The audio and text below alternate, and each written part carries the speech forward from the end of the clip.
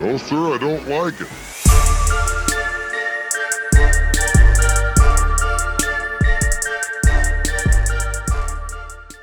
Hello, everyone. Welcome to No Sir Pod, the podcast where we talk about shit we don't like with people we love.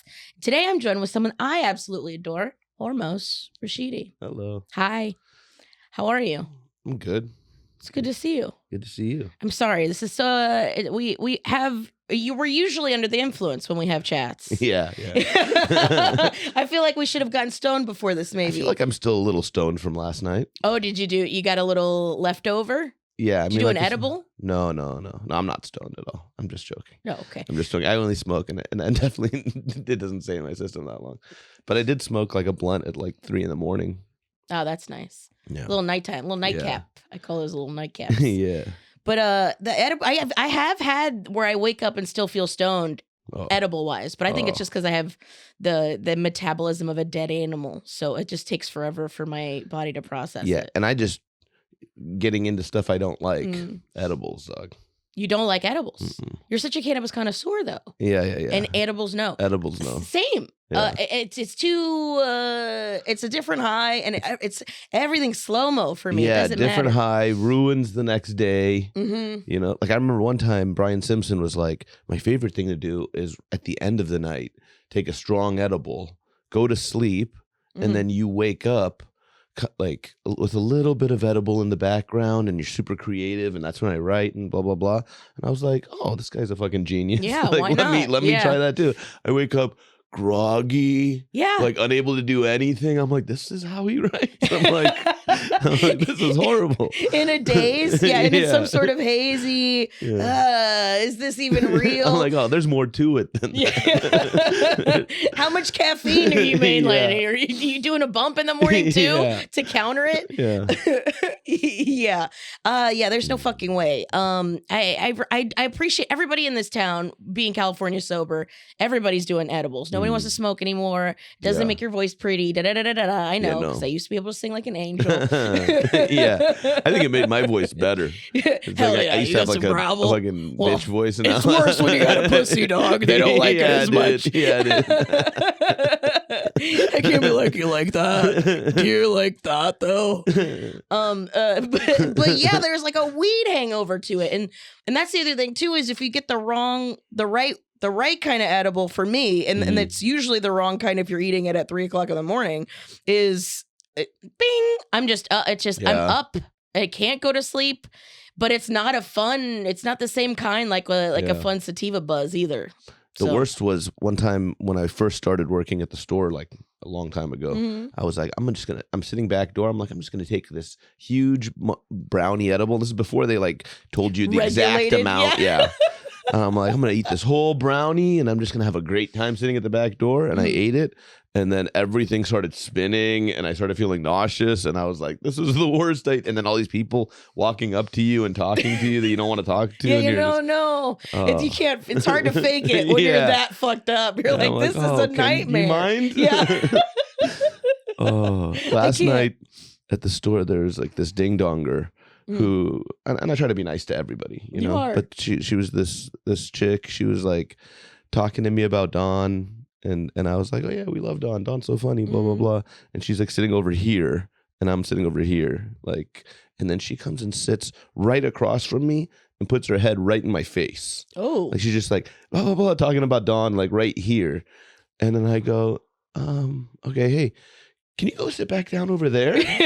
I'm like, you're just like right in my face and I don't like that shit. And then she's like, oh, okay, sorry. And she went back and sat over there. I was like, all right, that's good. The lack of spatial awareness. Yeah, there is something to be said about people that don't know about that. Because in Europe, I know the appropriate amount of personal space is less, so they're like significantly closer. But some people, especially if you're showing body language, they can't read those cues. Yeah, and so it's just like, I'm glad you said something. I get it if it was packed. Yes. Right? If everything's packed. But when you got a bunch of room, there's no need to. It's just me and this weirdo. So I'm like, weirdo, go back to your spot. It's the same thing like the guy that uses the urinal right next to you when there's 23 of them. Yeah, that's crazy, dude. I think that's some gay shit. I think I usually in LA, at least, maybe it's because I've been living in Hollywood for so long. Usually I'm like, if it's at the gym or something, I'm like, some gay shit. Because the gym I go to, great gym. I love the LA Fitness on Sycamore. So much gay shit goes down there, dude. Yeah. Like the locker rooms are just full of guys who are just pulling their dicks, just trying to keep their dicks like big enough so that other dudes can see like how big their dick is, but nice. Not hard where it looks weird, like you're just walking around with a hard on. Yeah, I just like notice people just giving those tugs, like porn tugs. They're just fluffing themselves. They're fluffing themselves constantly. And when I'm showering, I can hear. Sometimes it's very light, but sometimes it's like people not giving any fucks about their moans and shit. It's like, dog. That's the downside of curtains, you know? I'm just imagining somebody paying like $50 a month to be closeted. You know what I mean? It's the only time I get to. It's my me time too. I know. It's like just go on the Grindr app. Just go on Grindr. Like I have gay friends. They tell me how much dick they get. It's a lot. Elon will be disappointed if he finds out. I can't. I have to keep it a secret because it is that. There's also that very like cyber trucky bro-y like element in parts of Hollywood too, where it's just like, man, this really feels a lot of like a Republican convention where there's a lot of this going on and nobody's talking about it. You know what it is? I think it's that for years there was a silent 40% of really conservative people who lived here who just stayed quiet and were like, nah, these people are all liberal around me. I can't say. And then suddenly after this last election, they were like, oh, there's a lot of us out here. Oh, I didn't know. And then they started being louder and shit. But it's like they've always been here. Yes. Yeah. It's everybody that came, all the kids from people from the OC. Yeah, exactly. It's all the kids that middle moved of up California and middle of America. Super conservative. Yeah. People forget that California is that conservative. They think everything is West Hollywood. I think Los Angeles is West Hollywood. No, dog. Yeah, just get away from the ocean a little bit. Yes. Even the ocean in Orange County is conservative, though. Yes. That's the crazy thing. Yeah, the water will drown the Browns first. That's for sure. You could tell, is this water racist? Yes. I don't know why. I keep feeling like the current's taking me under more so than the whites. Oh, sorry. Okay. Well, let's get into it. Let's get into some things you don't like besides edibles. Okay. This is the thing that came into my mind immediately when you asked me that question was, I'm a nice guy. I do. I'm Iranian too, so I was raised to respect my elders. But dog, few weeks ago, I was waiting for a spot at potluck, right? And I was legit the last one, or second to last one on the list. So it's like Dawn was going to bring me up and then was going to bring this bitch Judy up. And then this bitch Judy comes up to me. I was going to say chick, but I was like, no, she's a bitch. She deserves to be called a bitch. She comes up to me, the old lady, and she's like, do you mind if I go second to last and you go last? And I go, respect your elders. Sure. Of course, you can one spot. It's all the same 4 people there at the end of the night. What's the matter of the order? What's the difference? Yeah, in the first 20 minutes, Judy, go 30 ahead. minutes. She goes up. I'm in the back chilling, and then the door guys come up and go, "Hey, we're about to give Judy the light. You're last." And I go, "Great." So I come in the room. I sit in the room, and I'm waiting to go up. And she's had the light for a while. She runs the light by like 10 minutes. Like she's at like just rude. She's at like 20 minutes right now on a potluck set. Like a 8 to 10 minute set. She's at 20 minutes eating a dick.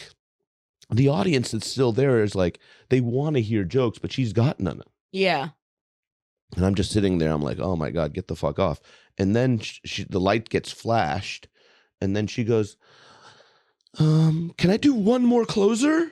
And then I go, no. And then she's like, one more, guys. I go, no, get the fuck off. And she's like, one more. And then she just starts doing it. And then while she's doing it, I go, boo, boo. I start booing her off. And then she finally doesn't finish her set, gets off. And then Sandra was hosting. So Sandra goes up, brings me up. And then I'm on stage and I'm like explaining to the audience. I'm like, the reason I was booing her is because I let her go before me, and then she ran the light by 10 minutes. And I'm explaining to the crowd. Don't appreciate politeness. Don't appreciate the nice thing that you did. She took my kindness for weakness. Yes. She thought, oh, this guy doesn't care. Well, she He doesn't weaponized her care. kindness. Yeah. Now you're a fucking. But she didn't realize that I have verbal weapons against her. Yeah. So I go up there and I go, this bitch, blah, blah, blah. I start telling them what happened. I'm Yeah. like, and then she wasted you guys this time, blah, blah, blah. And then she from the back yells something and I go, shut the fuck up. You've had enough time. Nobody wants to hear anything from you anymore. And I turn to the crowd and I go, see, some of these comics like Judy, they've been around since the 1980s. Mm-hmm. And it takes newer comics like us being mean to them and letting them know that they're done. Yeah. They're done doing comedy. They can't do it anymore. Nobody laughs at anything they say. You see? And then everybody feels a little bit bad for her is what I felt. I was like, I hope I have a good set now. Mm-hmm. Dog, I crushed. As soon as I finished shitting on her and then I went into just telling a joke, boom, it went so good. I'm like, see, these guys just wanted jokes, Judy. And I started yelling at her. and that shit pisses me off the most is because people like think that I'm nice. Because I'm nice. I try to be nice to everybody I can be. Yeah. But man, if you think that my niceness is an opportunity for you to take advantage of me, I'm going to fucking destroy you, dude. No. Dude, I mean, you opened with being Iranian. I feel like that's the... Yeah, that is actually just my culture. It's nice until I explode. Nice until I fucking lose my shit. Yeah. I have been so polite. I have been so kind. The fact that you are being a cunt to me right now, I feel like that's the best, the right amount of kindness to be because people, they especially here, I mean, we're in a city of narcissists, so people constantly will try to push and see how much they can get out of you. So, at a certain point, you have to go, no, fuck you. I'm sorry, but fuck you, respectfully, but fuck you, because now you're being disrespectful, and this isn't your night at the improv set. You know what I'm saying? This wasn't a taping, and you fucked up the beginning. You have to redo the thing. Right? Again. It's none of that. None of that. This is midnight, and the audience hasn't laughed. Like the audience hasn't given you anything. That to me, is the pinnacle of not being fucking self-aware. If things are not going well, it's the same thing. Like if you're on a date with someone and shit just isn't like nobody's smiled or laughed the entire.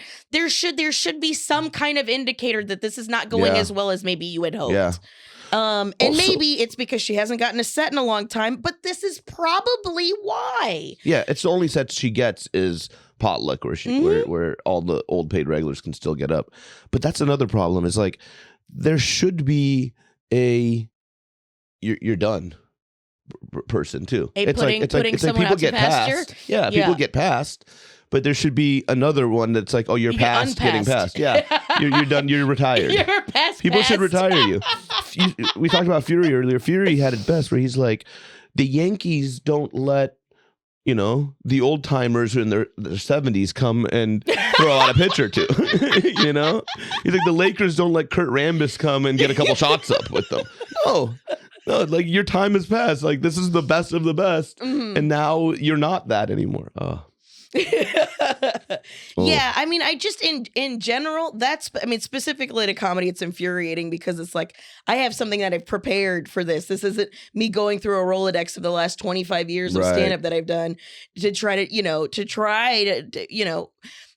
so there's that to be said, and because now you're doing comedy from a different time you're doing time capsule comedy is what I call it, where it's just like stand-up isn't like this anymore, the world isn't like this anymore. Like there was like somebody I know is like writing jokes for what the fuck's his name, Hamburger. Writing jokes for Hamburger. And Hamburger was the jokes that he brought to the table was like, people, these boys sagging their pants. So I was like, baby, you can't talk about that. Nobody gives a shit about this. Nobody cares about sagging the pants. Nobody cares about him. Not only that, but that's was already in vogue, out of vogue, and in vogue again. Like you missed it by two fashion cycles. Like you gotta get these kids with their texting. Honey, everybody's texting. Everybody has pagers. Dog, I swear this chick was talking about Hugh Grant getting a prostitute the other night. This old lady was talking about Hugh Grant. Like, I'm like, that happened when I was a child. I'm like, what are you doing? I was like, wait, now again? The 90s. The 90s when he had like a prostitute and then he went on like Jay Leno. Now. No, like he was just in Paddington 3. I was like, did it happen again? I was like, let that old man get his old horse. Please stop it. At this point, it's just cute. You know what? Some people get like certain like age that a lot of their dumb behavior is adorable. Oh, I love Argus Hamilton. Me too. Like Argus Hamilton will like older comedian, hilarious, does a lot of topical writes material, a lot of new jokes, constantly writing. Well, one of the things I love about him is that he is constantly writing. He's not doing time capsule comedy, but if Hugh Grant's in the news, he'll be like, he'll pull that Hugh Grant joke back out. When the OJ TV show was on, he was like, all those OJ jokes just back. Oh yeah, when Hillary, all this stuff, all the Bill, I saw a resurgence of all these old Bill Clinton jokes and stuff like that. And it's like, these kids don't know that story. Yeah. You're doing it. You're doing a back in my day joke about something that's happening today, which is wild. Yeah. But also, Argus is a great example of like, you can still keep doing it when you're old, but it just takes like effort. Yeah. You know, some people just are trying to do their same act that they remember doing good in the 80s, 90s. That's crazy, dude. Yeah, it's like what? Well, that's my gripe with the thing you're talking about is don't show up here if you haven't. Why are you coming to the gym if you haven't worked? If you're not working on anything? Yeah, that's the whole thing for me. Yeah, and that's the whole thing. The reason, and it's not.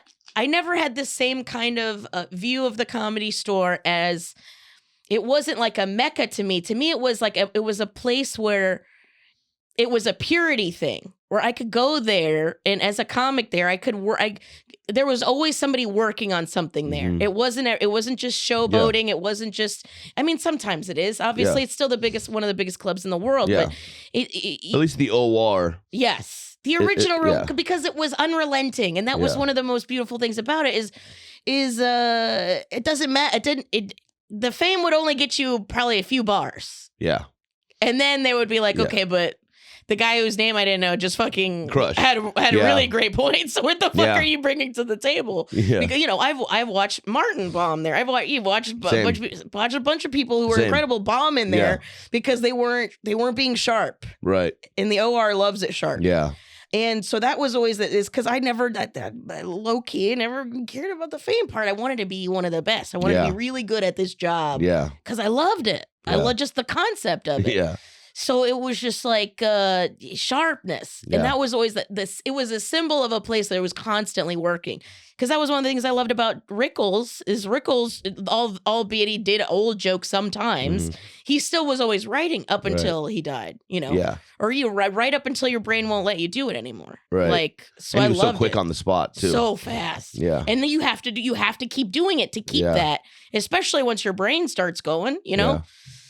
I remember back before the pandemic when the OR lineup was like an insane lineup of like 12 people would be paying $200 to see this comedy festival. Yeah. And you could see it for $20. Yeah, for $25. And I remember Fahim asked to not be in the part where Bobby, D'Elia, Tom Segura, Joey were all like doing their A shit and just crushing, because he was like, I come to the OR to work out new stuff. Yeah. And he's like, and these guys are doing their best jokes right in the middle. He's like, I'd rather go up and 2 hours later at the end of the night when half the room's left so I can do these new jokes. Yeah. Like, it's like, then it's like freeing again. Because then it's also like whenever the work is there, if you make a tired audience laugh, then baby boy, you know you got something good. Yeah, you got something really good.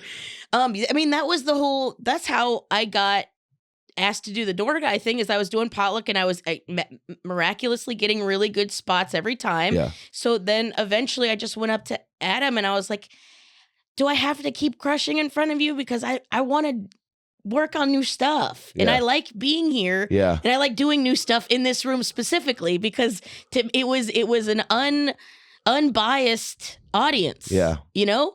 And so I want to know if I have to keep doing well in front of you or if you know I'm good enough where I can work on new shit and do whatever. And he was just like, he goes, no, I know you're good. I just don't have a place for you yet.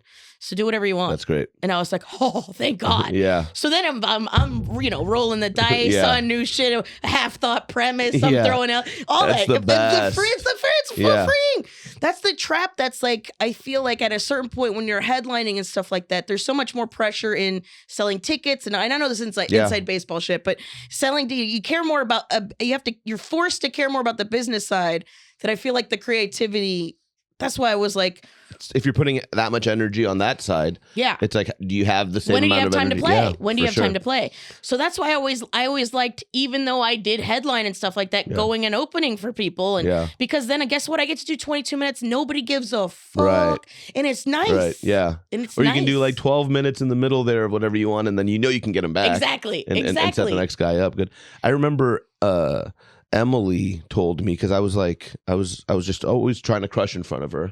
I was like, this is how you get past, right? Is you have to just crush in front of the booker over and over again. And then all these other people got showcases and not me. So I hit her up and was like, hey, how come I didn't get a showcase? And she was like, I want to see you do new stuff. I want to see you fail. And I was like, really? I was like, I thought you would want me to only do good. I thought that's how you get. And then she's like, no, I've seen you do good. I want to see you be willing to fail. I'm like, done. You want to see me willing to fail? Watch me fail my dick off. Baby girl, let me tell you. Dude, I've got so many jokes that are going to fail. But it was so freeing, because then I was like, okay, I'm not doing any old jokes in front of you anymore. You want to see me fail? I'll do only new stuff. And then it forced me to go up there in front of like a good crowd, because it's Potluck's a good crowd, and test out new jokes. And then some of them did good. And then those I built on, and then those became some of my favorite bits. And within a couple of months of doing that, she gave me a showcase. So I was like, man, that was awesome. Nice. Well, and good on you for asking. Yeah. Because I think, a lot of people would have just been confused. Just stewed in it. Yeah. That's also something that's like, that's healthy, I think, to be willing to do that. But you also have a good relationship. It legit made me such a better comic. And I'm like, but I wish that she would have told me sooner. Yeah, or maybe she would have told everybody. Because I feel like a lot of comics I've talked to, and I say like, hey, I don't think she wants to just see you crush. Like, she also, if you're doing the same jokes over and over again. So it is a nice thing to know, Yeah. What's something? Give me something else you don't like.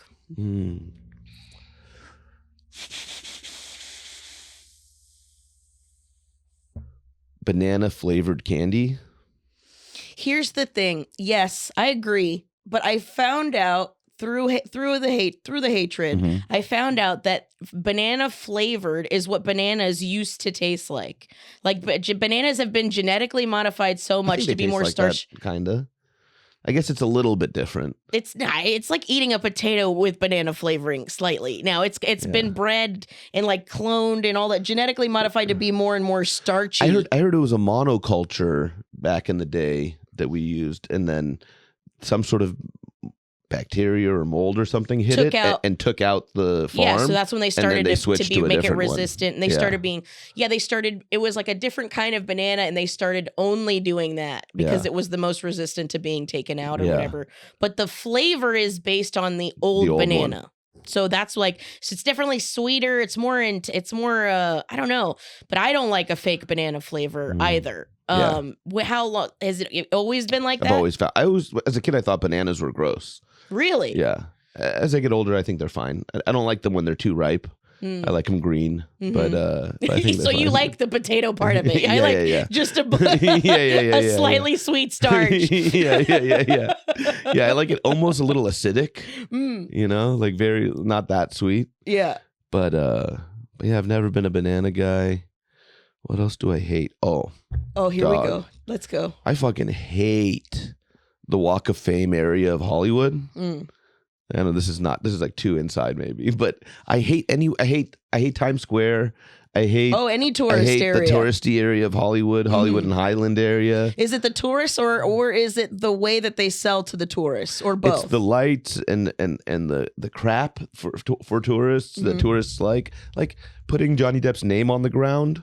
And then everyone's like, look, it's Johnny Depp. No, it's not. It's like, it's the name Johnny Depp. I can write Johnny Depp for you. You can take it home and have it written. Like, what are you doing? With that, I never had that. I never had the thing with celebrity anyways, but to be like, I'm so close to a famous person because his hands were here. And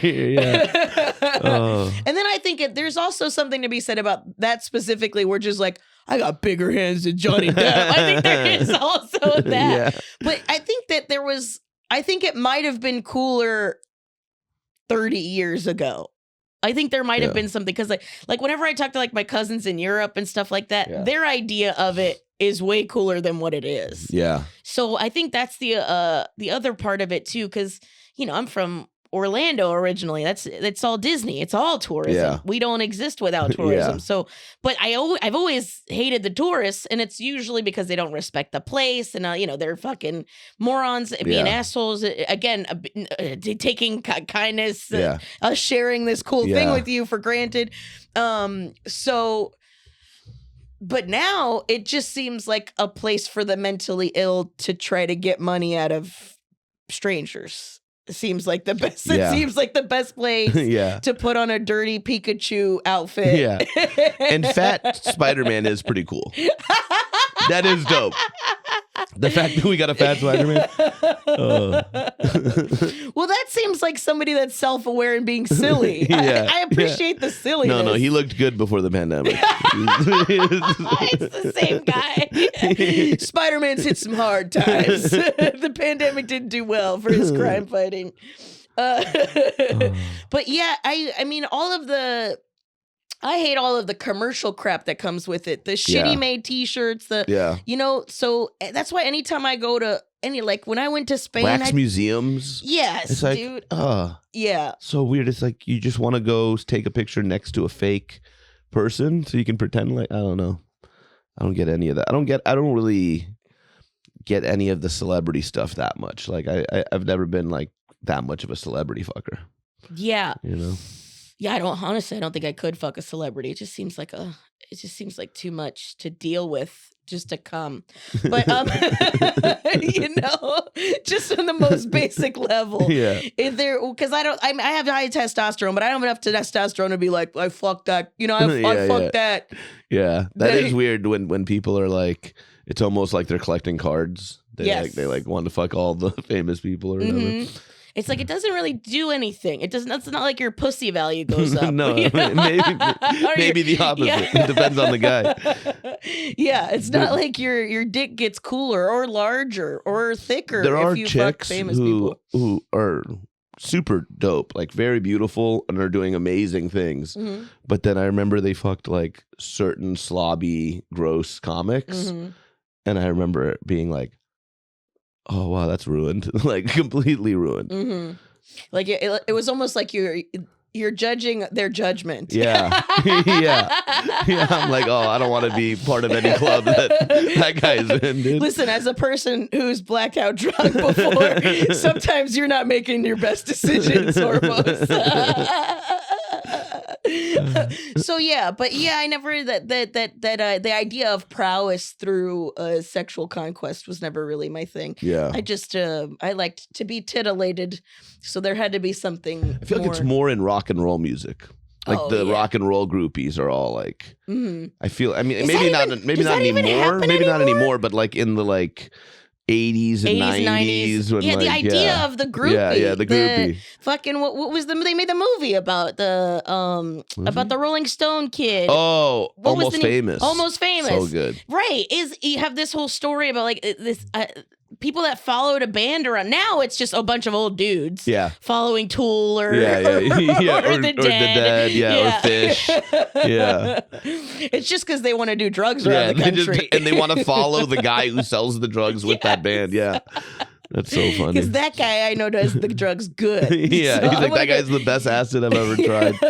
And luckily there's good music playing while I'm doing acid. So I get that, but the going around the concept of the groupie, I could never really wrap my head around where I'm gonna go around and try to have sex with the same 4 dudes over and over and over again. Especially if you didn't. I mean, granted, there's plenty of problematic things that came out of it. All those pop punk guys were like fucking 16-year-olds when they were like 26, 25, 26. Luckily, none of that happens in comedy. No, not at all. We're way more, way less deviant behavior. No, we're good people in comedy. None of that ever would happen in comedy. That's crazy. But that was like, speaking of which, I used to cock block that shit when I worked the door. Nice. Which because there would be this group of people going to see someone very obvious. I think you know who I'm talking about. And there would be groups of them that would show up like it was a fucking field Would they trip. have fake IDs? They would have. Some of them wouldn't have their ID or whatever, Right. and I was just like, sorry, we don't have an ID to them. And if they have a fake ID, I'd be like, no, I'm sorry, but no. Yeah. And the thing is I've always been a chick that hung out with dudes, so I've never wanted to be a cock blocker. I like whatever, I want everybody's nuts to be drained. They're in a better mood. I want every lady to come. It puts you in a better mood. And the guy we're talking about, I think he wouldn't have gotten in any trouble if he was just nicer to the chicks he fucked. Yeah. That's what it seems like from the documentary I watched. It seems like really what he did was like a cunt. He was a dick. Cunt. Yeah, he was kind of awful. It's like if a chick's letting you nut inside of her, maybe be like, thanks. I'll talk to you later instead of like treating her like shit. Yeah. I don't know. I mean, I never that's the part of like it's just bad business. Yeah. I just don't understand because that's the other thing too is there is something that dudes do where they're like I like there's that whole, and this is like a trope, so I don't know if it is for everyone, but they're like, even if they have like a chick like a girlfriend, they don't want the girl's friends to think that they're bad at sex. Like there's something that like I want my name in the streets to be good, you know? Right. So if you're awful, like why would you want bad press? Yeah, that's crazy. If it was about sex, if that's your whole thing, if your whole thing is sexual prowess, why be a piece of shit? But I mean, it's probably a power. It probably doesn't have anything to do with sex. Yeah, it's probably all about power. It's all about manipulating. But that was it was just illogical to me, and I could not wrap my fucking logical brain around it. Yeah. I couldn't take it. So, but yeah, there was definitely times where I was like, sorry, sweetheart. Yeah. No high school dance tonight, baby girl. You're not allowed in here. Crazy. Yeah. Anyways, I don't know how we got on that from bananas, but bananas are a gateway to SA.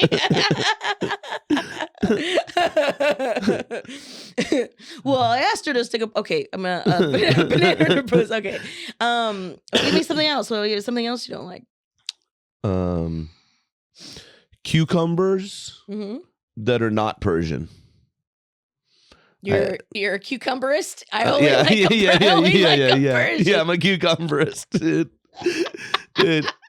Okay, no, I mean other cucumbers are fine, like in English, whatever. Like, but you have to peel them for them to be good. The peel is just garbage. Persian cucumbers, thin-skinned, just like Persians, thin-skinned, sweet. Just the same way you like a condom, real thin-skinned. Yeah, dude. Is it just a flavor or how watery they are, or what? The flavor's sweeter and better. The skin is thin and you can eat it. It's got more fiber. They're just the best cucumbers and Persian. Yeah. I don't know why West Side. I was like, isn't that East? Yeah. It's either way. If it just one's ways farther, but still. Okay, Persian cucumber. And so will you eat another one or is it? No, I'll eat the other ones too if they're peeled and stuff, but I won't buy any other ones. Gotcha. Only Persian. Are they hard? Are they harder to find? No, I mean they're everywhere now. Everybody likes them better. Because I know there was like this. I don't know if you saw there was like a trend online where that was causing cucumber shortages because people were making this this Asian cucumber salad, which is just mandolin cucumber, and I think it was Persian cucumbers. Because those are the smaller ones. Yeah. Okay. Yeah. Those are very good. Yeah, they're the best. Those are very good. Yeah. And yeah, you don't have to be like, I mean, I'm having a hard time arguing with you, but they're harder to find in more, I think probably middle America is more difficult to find. I mean, we grow all the food here, so we do live a vegetable charmed life. California rules. It really does. GDP fifth in the world, baby. But yeah, it was like a mandolin cucumber, and then you put like peanut butter and soy sauce and mirin and like shake it and put green onions in it and stuff like that. And but it became like a TikTok trend, and then they were like I think even in Norway they like couldn't get fucking Persian cucumbers because of Does this. Norway usually have cucumbers? I don't know, man. I just didn't know they were talking about the cucumber shortages in other places in the world. That's crazy. And they're like, stop with the cucumber salad, bitch. And I was like, man, I never thought, because like once somebody does a thing, then everybody kind of wants to do the thing. Yeah. There was a trend for a while with like everybody wanting to make the best mashed potatoes. I didn't see that. I don't think I catch a lot of these TikTok trends.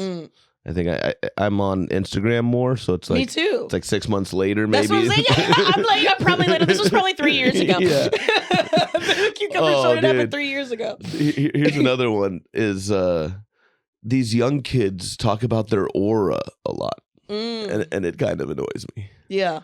Like I was pranking one of the new door guys, and he was like, "Dude, you really damaged my aura," and I was like, "Dude, you're making me want to prank you more." You damaged my aura? Like, I don't know if that's like a young thing or if it's like an LA thing or both. Oh, I mean, probably there's probably a crossover on that Venn diagram for sure. And like crystals and shit. It's like we're in the like epicenter of like chicks who love charging their crystals in the moon and shit like that. And that shit. It's just so weird. There's been like a big trend of like crystal clutchers that are super like right wing, which is wild to me too, to be like want to be one with the universe while being like, but not the gays though. I want to align my G, but I don't want a person of color near me. Like it's just it's such a fucking bizarre combo. I thought you said black lives matter. Because it charges my crystals better. Yeah, it's just so weird. It's so weird to be like into health and like centering and all that other shit at the same time, having so much dumb hate in your heart. Yeah, it doesn't make sense. I used to annoy, because I grew up in Orange County, to annoy my Christian friends, because I had a lot of close Christian friends. To annoy them, I'd be like, "Do you think you're going to heaven?" And they're like, "Yeah, of course." And I go, "But I'm not going to heaven because I don't believe in Jesus being my Lord and Savior," right? And they're like, "Yeah." And then I go, "But you're still going to go even though you're not doing all you can to save my soul? Wouldn't God want you to be doing more to try to save my soul? And the fact that you're not doing it means we're hanging out together in hell, bro." Yeah. And they would get so upset because the logic is pretty good. You know? Yeah, like, because aren't you supposed to be a soldier of God? Yeah, and you're not. So we're burning in hell together, bro. Yeah. Sorry. You're a shitty soldier, dog. You were obviously a draft pick, right? You were drafted. Yeah. You definitely didn't do it willingly. But yeah, there's so much. I mean, now the idea of Christianity is it's an abomination of what it like truly meant, and people just weaponize it in a way that's like just inhumane, like to a level that's like, I don't think you read any of it. Yeah, you didn't read any of it, huh? Like, but I heard the Cliff Notes. Yeah. My minister told me the Cliff Notes. Gays are bad. Yeah, gays are bad. That's the part I remember the most. Some blacks are okay. Yeah, depending. It depends. Ben Carson's good. I like Ben Carson. Yeah. One of the good ones. Which scripture was that? Where's the one of the good ones passage? That's funny to try. Mel 3:16. Yeah. It is yeah. I mean, I love that is one of my favorite things about you, is that you'll poke at people's silliness. Yeah. And it's probably because you like to do the pranks thing. I think it's probably is that it's that mischievousness that you have that I absolutely adore, because there still is. I definitely still have a little bad little kid. Yeah. I'm still. I just also get bored, and when I'm bored, I'm like, oh, let's do a little prank on this. Well, that's what I'm saying. That's how you get dopamine. Is fucking, and that's like there is. I do it. I mean, I bother my boyfriend all the time, and if you're not. Because I remember I did a silly bit about this, about like annoying somebody that you care about is probably one of the most, and he does it to me. He does it bad too, and that's, I think the thing that makes it balanced and less like you're bullying someone is somebody that's willing to play back. And that was always the thing about being an older comic with a young comic, is for years I got a bunch of shit. So then I started doing it to a bunch of other people. And people that get it understand. Like I had a kid message me, like DM me a couple of days ago that he was running a show. He goes, I remember, he goes, you made me such a better host. He was like, I remember one time we did a show together, and you go, after the show, you go, you actually made me laugh once this time. So you're better than the last time I saw you. And he was like, fuck, I should probably be getting more than one laugh per set. He was like, and I was like, well, yeah, you are introducing people to the idea of stand-up. You should probably be doing your A material. It's not the open mic. So I was like, talking about the importance of it. And I've had that happen before, where there were times where I just bullied, I'm playfully bullying someone, and they took it the way it was supposed to be. It was like, I'm jokingly telling you that you need to be doing better, in a way that's not being mean or confrontational. And you took it how it was meant to be taken. Because a lot of times people just be like, you're fucking mean. And it's like, no, I'm just being honest, but jokingly. You ever act the way you act towards comics around your family? And then have your family be like, hey, what the fuck? Why are you being such a dick? Yeah. That's happened to me. Yeah, that happened to me. All the time. And I have to like consciously be like, this isn't how normal people behave with each other. Like I was just like ripping into my brother once.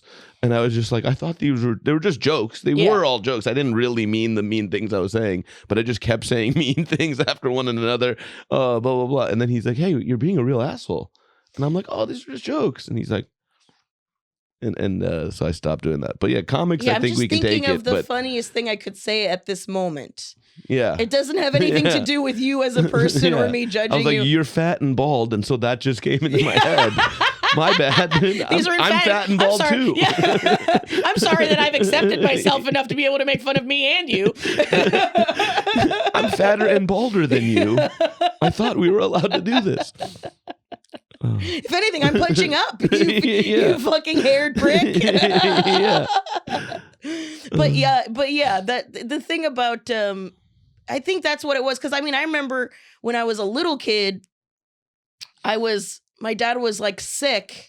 And then he asked me for like some paperwork from his job or whatever. And I brought it to him and I was like, what are you looking for? Something to throw up on? Like I was just making fun. He was getting, and his fun. I got sent to my room, and he was like, he told my mom, he was like, I had to get her out of here. So I found this out afterwards, but he was like, I just wanted to fucking smack her. Why was she being such a prick?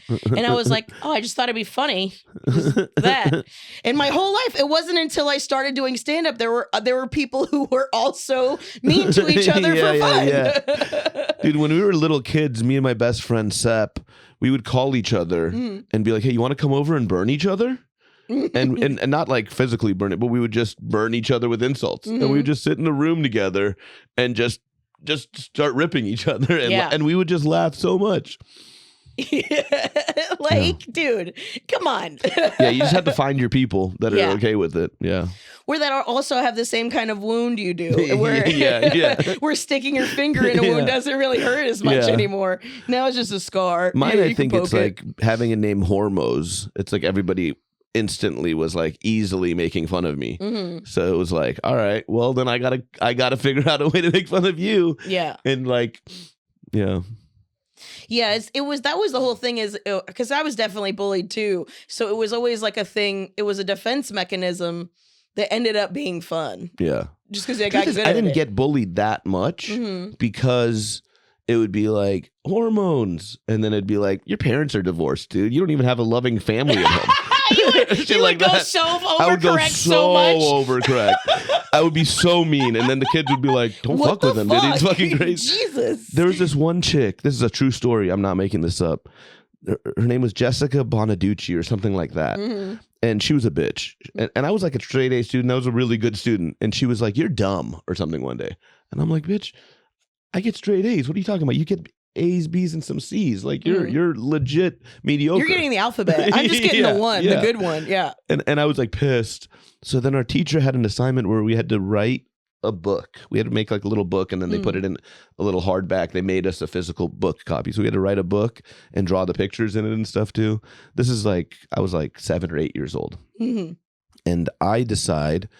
Oh, and by the way, this chick loves giraffes. Okay. She has giraffe everything on her backpack or binders. Did you ever have a thing like that you like were obsessive about? The NBA.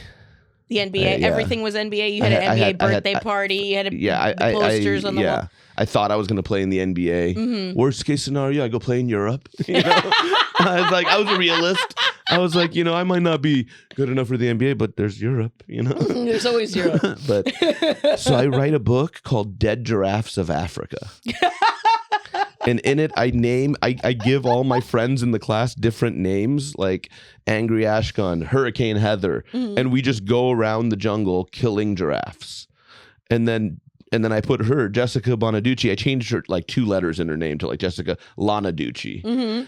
And I have her come out and go, don't kill giraffes. They're beautiful creatures. So we murder her in this book. And then I got extra credit to read the book in front of the class. So I'm just reading this book in front of the class. Jessica's crying. The teacher lets her go to another room to cry so that, and I just kept writing. People loved these books. I just kept writing more and more books. Like even after the assignment was done, I'd write more books and present them to the class. And the class loved it. The teacher shouldn't have let me. Of course, but she was probably, if she was a bitch, the teacher probably fucking low-key hated her now too. Yeah. The teacher probably was like, this bitch deserves it. That's why that happened. Now, I would be in counseling. They'd be like, this guy's going to be a shooter. He's killing fellow students. I was just going to say, I'm so glad you found stand-up. Yeah, dude. It's crazy, dude. How did they not, like, when you see a shooter and they go like, there were signs, it's like that would have been me. That would have been like, there were signs. He was killing fellow students in a book. He hated giraffes. Who hates giraffes? Like, I've never met anybody who's ever hated a giraffe. Oh. Oh man, that's great. But that was also not really, because you weren't causing any harm to her or anything like that. You psychologically, were getting, I was. I mean, sure, but you were getting all the venom out in a way that was creative, as opposed to you. Like, you could have bullied her. You could have you just called her a dumb bitch in front of everybody. No, you know dude, what I'm saying? she would be like, stop killing giraffes, and we would be like, so we put her in the electric chair and gave her a lethal injection while shooting her and hanging her, and I would have a picture of her like having all the different ways that she could be murdered all at once. Like, it was bullying to the highest extent. But she was such a bitch. I think the teacher saw that, like, oh, she deserves it. Yeah, and everybody got in on it. That's what I'm saying. When everybody got in on it, that's also probably why, like, she's also probably been fucking being a cunt to a lot of other people. When people support your bad behavior, it's usually because they think it's like justified. Some of her friends got into it too. You were kind of like a Luigi. yeah, dude. Yeah, I was like not sexy Luigi. Yeah. Before there was sexy Luigi, there was like Luigi. Yeah, we're doing it. We're doing it for the love of it, not because it's hot. You took that CEO down, dog, because everybody was on your side. That's what I'm saying. That's the difference between like it being justified and you being a bully and then being, fucking giving it back. Because there's a difference between retaliation. You didn't start it. Mm-mm. You didn't start it. I didn't start it. That's what I'm saying. You had no interest. I escalated it a lot. Right. Yeah. Well, guess what? I guess she probably didn't think you were too dumb after that, huh? Yeah, after dude. you wrote a 7-book series murdering her, finding new ways to murder her. Well, so how did you kill her again in other books? Was it just she just always different creative ways? Different creative It ways. was actually part of my process. We learned how to resurrect her to kill her again. Yeah, no, it would be a different version of her each time. So it would be like Jessica Lanaducci one and Jessica Fonaducci. Jessica Bonalucci. Like, I'd change one letter and it would be the same exact. Like, she had like a long last name. Like, it was like 15-letter last name. And I'd switch one letter. Bonaduccia. Bonaduccio. But yeah, sometimes I wonder, I'm like, where are these people? She's a Bona bitch now. Yeah, I mean, we were like 7-8 years old. It's like 30-something years ago. Like, she's probably like a mother and like goes to therapy. Hopefully a better mother. Goes to therapy for like Yeah. the dead giraffes in Africa shit that happened to her. Well, maybe it helped her heal. At the end of the day, maybe it helped her heal. Yeah. But it would be funny if like a woman in her 40s just shows up at your door one day to confront her bully, Yeah. and he was like, "No, you were a cunt to me first." No, I would feel bad if if it was still affecting her. And it's not out of the realm of possibility that it's still affecting her. Mm-hmm. She would like leave to cry for like an hour at a time, like while the whole rest of the class is cheering and celebrating her death. So like but I think there is something to be said though, how memory works, where people will remember someone being bad to them, but they won't remember the context. You know, so she won't remember being mean to you first. You were just the villain. Yeah. But it's like usually things like this, unless you're talking about another broken person, it's not unprovoked. And most of the stories where people have been really mean to someone in their childhood it's usually a retaliation. Yeah. And so there's plenty of times I was mean to someone.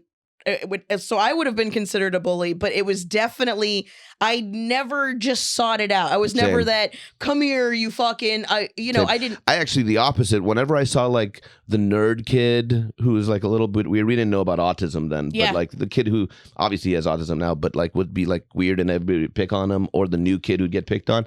I always picked on the kids who were picking on the new kid. Yeah. I always I was called being the Dexter of bullying. I would bully the bullies because they were always the most fragile. So it was easy. Yeah, it was easy. Because they were the ones with the parents getting a divorce. You know what I'm saying? Yeah. They're just reacting. They're replaying the behavior at home here with other people. Yeah. And so yeah, I used to do the same thing. But there was a group of fucking. It was probably like for the longest time why I was like a bad woman in the sense of like not being like. Being problematic, I guess, or not being mean? Like for years, especially, I think because I was bullied by a group of women. It wasn't dudes. It was always a group of women or children, girls at the time. That like later on in my 20s and stuff like that, I was very much like fuck brats, you know. And that was also probably when all the hormones shifted too. So it was like having high T and then being annoyed by them, and with the memory of that. So it was like. I had to heal from that wound to not, to not be a fucking anti-feminist, you know, what is it? A self-hating, whatever the thing is. But it wasn't self-hating. I just didn't like that they were fucking mean to me. Yeah. But it was also because I had ADHD. I fucking had, and I had high testosterone. So I wasn't very late. I wasn't doing all of these I wasn't checking a lot of girl boxes enough for them to be like, yes. And then when you start going through puberty and the guys start being nicer to you, you're like, why would I even hang out with these bitches when these guys are so nice? Yeah. Or I could make fun of them and I didn't hurt their feelings. Like, because guys would tolerate that kind of behavior way more. Yeah. Because they would do it to each other. It was very bear cub shit, you know? That's why I feel like whenever, when there's like girls who are best friends, I always say there's like a time limit to how long that friendship is gonna. I mean, obviously there's exceptions. There's like my sister has a best friend which she's had for 30 years. Yeah. But but she also has like 30 other best friends that lasted for a year, 6 months, 3 years. I don't know. There's something about. I think it's because women hold in so much. Oh yeah, and then when they explode into a fight. All of it comes out, and it's like you've been holding that in, and it's like the idea this is how you really feel, and then they break apart. Whereas men, and I'm y'all don't remember. We don't remember because we just said it, dealt with it, moved on, and then it's like, oh yeah, that's why I always wish women would fight. Anymore. Like I wanted women to fight physically more like men do, because then you get all that aggression out, and then I know so many men who got into a fist fight with someone and then they ended up being better friends. Yeah. And I never had that. It was always like this weird. It was like always straight. I didn't understand it.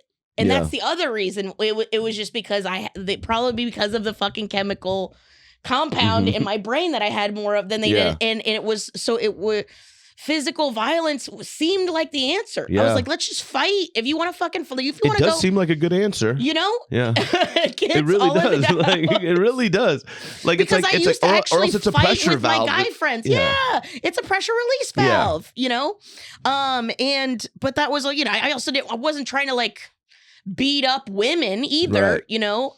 So I would just be confused and then like not know what the fuck happened, or they would just be mad at me for reasons that I didn't know. And it was just because like I didn't say thing a nice way enough, or all of these things that I literally can't help. So it's just like, dog, you don't like men. I'm sorry. And I got a little bit of men in me. So I don't know what you want me to do, but I can't, I mean, that was one of the things I loved about Adam is I could communicate with him directly. You know, I could have I knew I could just be like, hi, what the fuck do I have to do? And he would just answer me directly. I mean, because he's also definitely on the spectrum. But so I knew I could communicate directly without having to sugarcoat it, or, you know, the equivalent of writing in corporate He's like, speak. if you really want to get to what I like, trains. He's like, try doing a bit about trains, maybe. I think I'd really enjoy that. But don't talk bad about them. But don't be negative about trains. Okay. Write a positive joke about trains if you could. If you can. Mention as many kind of steam engines you possibly can. But trains are pretty cool. I loved them as a kid. I got the but first I got time over my autism. I grew out of it. I grew out of my autism. Fuck you, man. Some of us can't.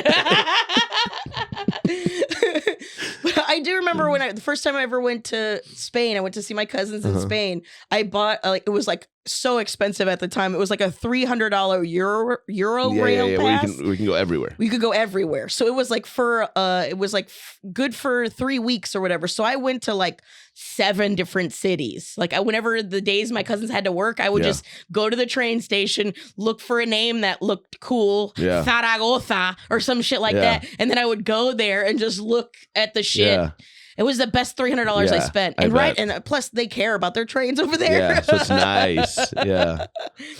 So I think that's the thing. If you're on the spectrum, move to Europe, because the trains there are phenomenal. Yeah. That is one thing I hate is like trains. No, I love the trains, but like I take the subway here in LA sometimes if I want to go to downtown or something, and it's like the trains are all nice, the stations are all nice. It's just the people and the homeless people that have just completely made it gross. Yeah.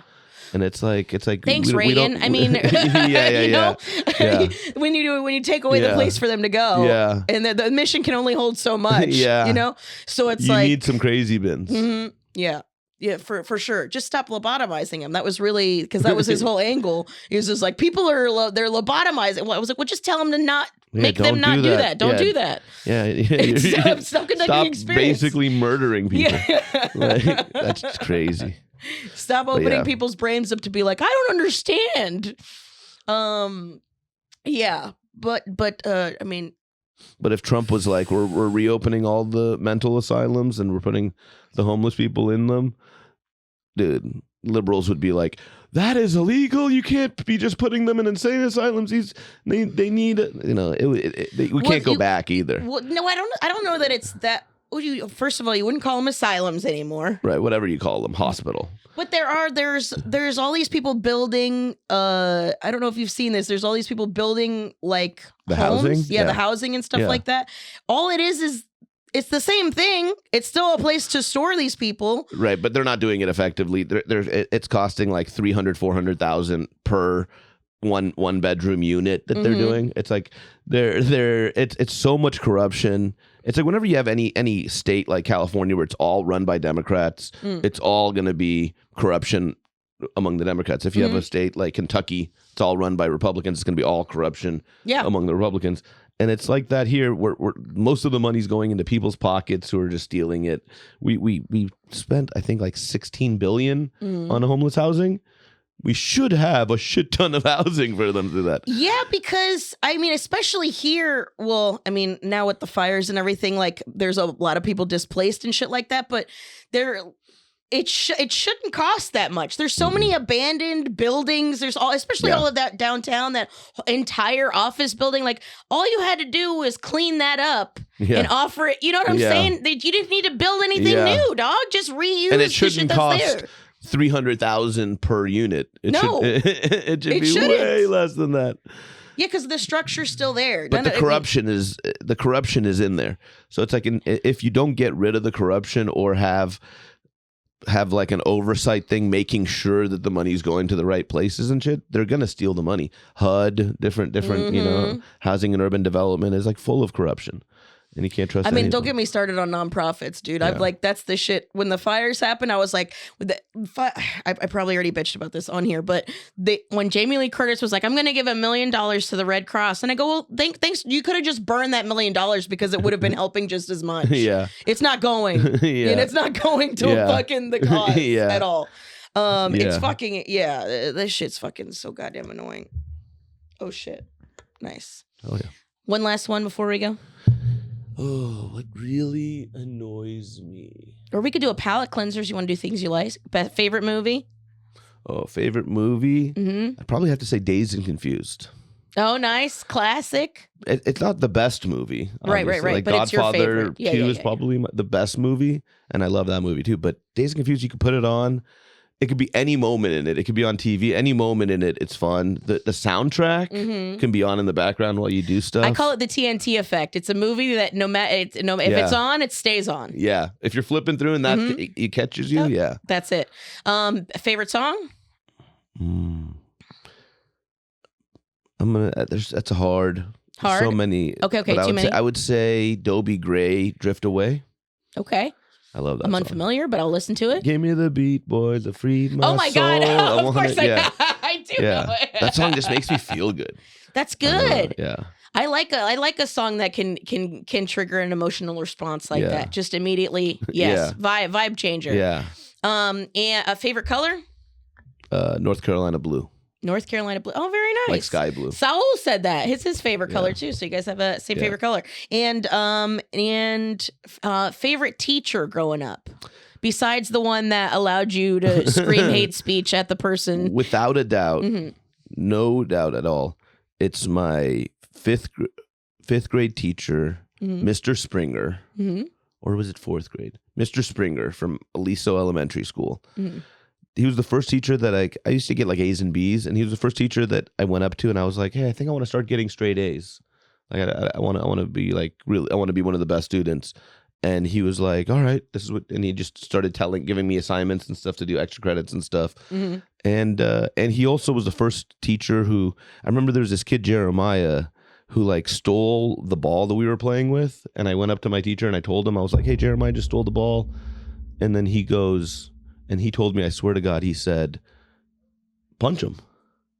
He said, you can't just run up to me and keep coming up to the teachers. And if somebody's bullying you, you have to stand up for yourself.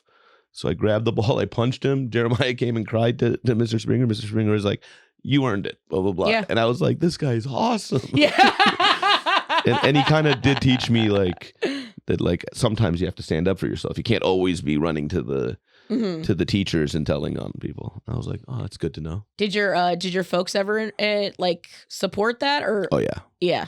I mean, but it was cool to see somebody outside of your family enforcing. Because outside of my family, I thought I'm going to get in trouble. Right. Inside my family was always like, if you get in trouble, if it wasn't your fault, if you're just defending yourself, we'll have your back. Yeah. And that's what they always said to me. That's what we always said to my nephews and stuff too. I remember my nephew, I told him, I'm like, just punch the guy in the face. And then my niece was like, you can't be teaching him that. I'm like, ask your dad what your dad would do. And asked the dad. My brother was like, yeah, punch him in the face. Like, yeah. I've got your back. And they were like shocked. But for a teacher to say it, I was like, hell yeah. Yeah. Mr. Springer, you're the best. I hope he's still alive. I love this anti-establishment. Yeah. Don't stay in line, disrupt, baby. Yeah. I don't know. Maybe I'd be a different person if I never met Mr. Springer. It's really weird. I don't know where he is. I don't know if he's alive. That's why I like to ask this question specifically is because usually people have a very visceral memory of a teacher. Man, I hope he's alive. If Mr. Springer, if anybody knows if Mr. Springer from Aliso Elementary School is alive, El Toro, California. Plug stuff. Tell people about you, where to find you, all the things. Find me at Not Hormones on social media, on Instagram. Yeah, Not take that, Hormones. bullies. It's not hormones. Dog, I wanted to be at Hormones so bad. Oh, really? Yeah. I was like, I got called Hormones. I'm like, that's gonna be my handle. At Hormones. Easy to remember. Hormones. A trans therapy doctor beat me to it. There's a gotcha. so if you go look up at Hormones on Instagram, it's like a guy who helps you get trans surgery. So I'm at Not Hormones. Follow me there. Check out the podcast. Follow at Hormones if you're looking for some assistance if you through want your transition. if you trying need to to transition. At Hormones, but at Not Hormones. Jokes about trans therapy. That's it. And check out me and Saul and Joel Jimenez. Me, Saul Trujillo, Joel Jimenez have a podcast called Dogs of Browntown. Check that out on YouTube, Spotify, whatever. 3 Browns talking about 2 Mexican Browns and 1 Middle Eastern Brown. All from the same LA. And check out that podcast. They do the whole podcast in a emptied out pool. We actually do it in my patio. And that we pretend is Saul's abuela's patio. And Nice. Hell yeah.